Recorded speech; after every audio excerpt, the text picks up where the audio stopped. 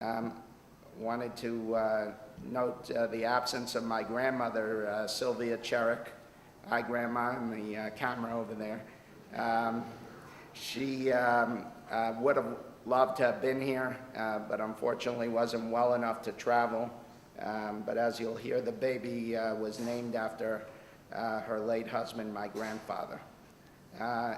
And we also miss my brother-in-laws and sister-in-laws in America who couldn't make the trip. My aunts and uncles, everybody would have liked to have been here. My nephews, nieces, cousins. I tell you that, and as the daughter of my late grandfather Yisrael Zundel and the grandmother of the new Yisrael Zundel, it's a tremendous privilege for me to be able to ask you to speak here. Samuel Cherrick, Yisrael Zundel, Ben Shlomo Moshe. I am moved and grateful that today his name is carried by the youngest son of our firstborn. This young, beautiful boy is the first to carry my father's name. My father was born in St. Louis, Missouri in about 1920. His parents, Shlomo Moshe and Liba Cherrick, emigrated to St. Louis from Dublin, Ireland after the First World War.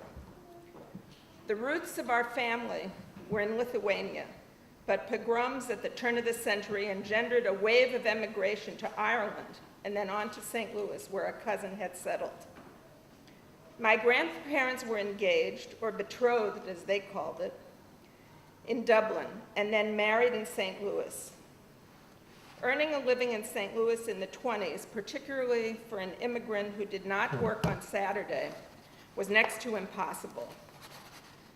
I don't think Solomon Cherrick, Shlomo Moshe, ever held a proper job.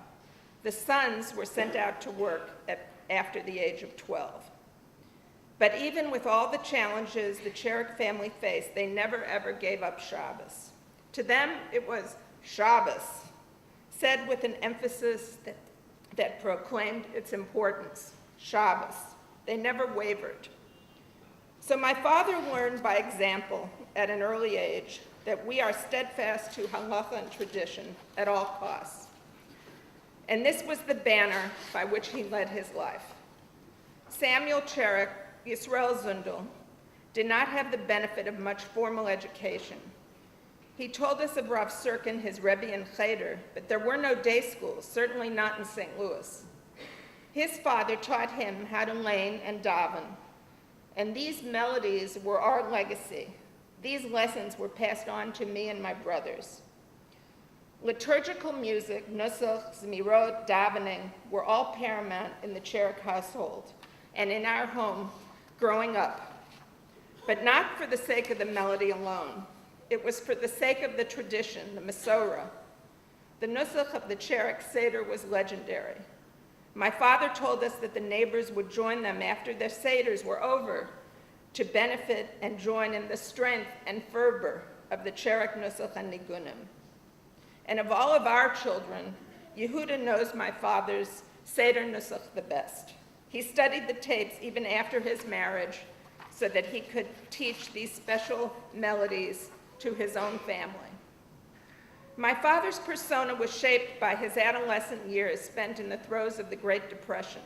He worked by day and attended college at night, graduating with a degree in accounting. He enlisted during the Second World War, but was deemed medically unfit for duty overseas due to, of all things, flat feet. But he spent 4 years in Tyler, Texas, perhaps the only Jew in the platoon, and often told us proudly that in 4 years he ate next to nothing because he would not let a morsel of non-kosher food pass his mouth. Even the vegetables were cooked with ham in those days. And this was actually a period where he developed his lifelong love of cereal and milk, one of the few kosher items on the menu. Once again, the Cherrick stood fast, never wavering from tradition. Toward the end of the war, our grandfather, Shlomo Moshe, died suddenly. Dad and his brother came home for Shiva on emergency bereavement leave. The last words my grandfather spoke to these sons was from Tehillim, the bracha, Ki malachav yitzav lach, yishmorcha b'chol d'rachecha. This became my father's traditional bracha to us when we left home to embark on something new.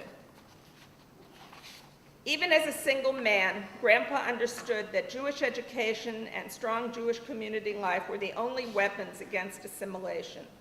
He was a founder of the Epstein Hebrew Academy, still today the primary Hebrew day school in St. Louis, and also the Young Israel of St. Louis, whose model was unique in those years, in the 40s, to create a shul which became the center of the entire family's activities.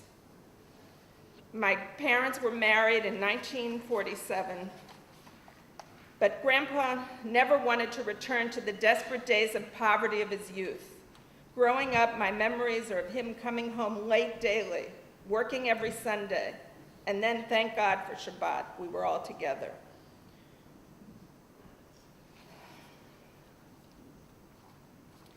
Once my father and his brother had begun to have success in their fledgling business, my father's inclination, his natural inclination towards selfless generosity, tzedakah, he turned to this. He was now able to give. Countless meshulachim came to Cherek Distributing Company every single day. Grandpa would say, "Trade me a vort for my donation," and this became his mantra. Every Shabbat, Grandpa told over the Divrei Torah he had gathered that week, and in this way, I think he felt that he compensated for his lack of formal education and was able to pass on Torah lessons to all of us. He always told us, "Zachor, remember your history, from where you come, da me'ayin bata." And if I had to sum up Grandpa's central midah, I would say he stood for the emes, the truth. What was yashar and straight were key. His integrity was unwavering, black and white, no gray. When the Yeshiva Gadol in St. Louis faltered financially, Grandpa took it on himself almost single-handedly to raise the payroll, and he succeeded in this mission for many years. Yesterday we read in Parshat Pinchas of the transfer of leadership from Moshe Rabbeinu to Yehoshua. The poignant moment is described where Moshe implores the Ribono Shel Olam, "Lo tihiyeh adas ad Hashem katzon asher ein lahem roeh." Will the nation be abandoned like sheep without a shepherd? He worried what would become of his flock. Unusual language is used. Ein lahem roeh, emphasis on lahem. Moshe was a model of selfless leadership, and Moshe wanted to be reassured that his successor would lead the flock selflessly, just as Moshe had, with no self-interest involved. Chazal record that Moshe carried the weight and psychology and personal understanding of each of his 600,000 plus flock. He was kolel all of their needs. His leadership was an aggregate of all of these personal issues. Moshe understood that Yehoshua might have a difficult time in transitioning. Chazal say that the smicha, the physical laying of the two hands on Yehoshua's head, was to transfer the koach of seeing things from the other's perspective. Thinking of these ideas today have crystallized my father's sterling character traits for me. He led his family selflessly, as did his father before him. He stood for the ultimate truth of the Torah as our Masorah, and we carry these values, which were paramount to him. He gave of his time and his resources with no self-interest or self-aggrandizement.